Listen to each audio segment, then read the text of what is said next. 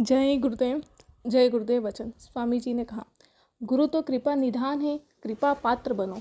पर तुम तो बहुत बनावट करते हो, चतुराई चालाकी करते हो। जिन लोगों ने पाया, जब उससे लोग पूछते हैं कि तुमने कैसे पाया, तो वो कहते हैं कि मैं चरणों की धूल हो गया। जो गुरु के चरणों की धूल हो जाता है, उसको इससे क्या मतलब कि कौन क्या कहता है, कौन सम्मान करता है कि नहीं करता। वह तो धूल हो गया जिसकी कोई इज्जत नहीं। मालिक के पास जाने का दरवाज़ा बहुत छोटा होता है। छोटे बन जाओगे तो चले जाओगे, मोटे रहोगे तो नहीं जा सकोगे। धूल के कण उड़कर कहीं भी चले जाते हैं, पर तुम छोटे बन जाओ, वह मालिक बड़े भाग्य से मिलता है। छोटे बनकर उसको पा लो, गुरु चरणों की धूल हो जाओ। इन सब संदेशों को याद करते रहो, सोचते रहो, विचारते रहो, तो अपने आप में बड़ा परिवर्तन हो जाएगा। याद करते रहोगे, सोचते और विचारते रहोगे तो अपने को धीरे धीरे यहाँ से निकालते रहोगे। याद नहीं करोगे तो फंस गए तो बड़ी मुश्किल होगी।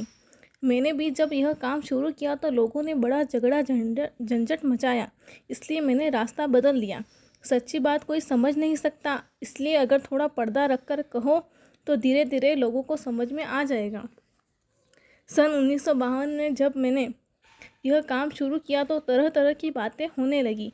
किसी ने कहा कि ये वहाँ के हैं, किसी ने कहा कि इनका जन्म इधर हुआ।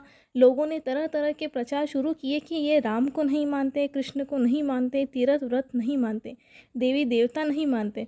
किसी ने कहा कि धोबी है, मल्लाह है, अहीर है। इस तरह की बहुत बातें होने लगी, लेकिन मैं अपने काम में लगा रहा, अपने लक्ष्य पर बढ़ता रहा। धीरे धीरे लोगों की समझ में सब बातें आने लगी। गगन में कुंज है, गुरु का निवास कुंज में होता है। वहाँ नीलगिरी पर्वत पर गुरु की बैठक है।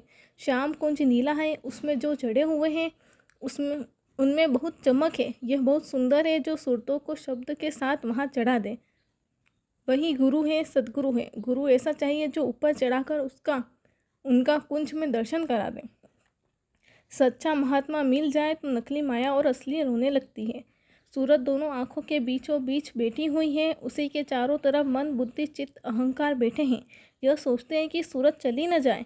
ये सब उसी सूरत की शक्ति से पोषित होकर इंद्रियों का भोग भोगते हैं। मनुष्य का ही शरीर 5 तत्व का है, इसलिए इसमें बुद्धि, विवेक एवं संयम है।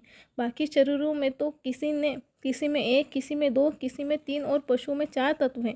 उनमें आकाश तत्व के प्रकट न होने से विवेक बुद्धि नहीं होती, अच्छे बुरे का ज्ञान नहीं होता। मनुष्य शरीर में जीवात्मा बंद की गई है।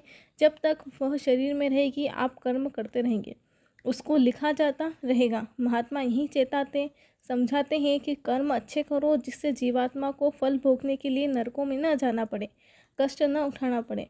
और जब जीवात्मा शरीर को छोड़ जाएगी तो यह मिट्टी का खोल मिट्टी हो जाएगा।